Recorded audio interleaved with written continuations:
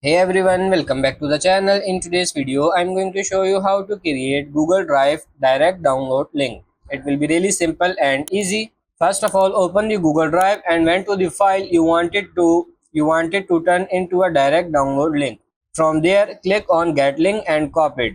But before using it, I had to fix the access. I changed it to anyone with the link so that everyone can download without permission.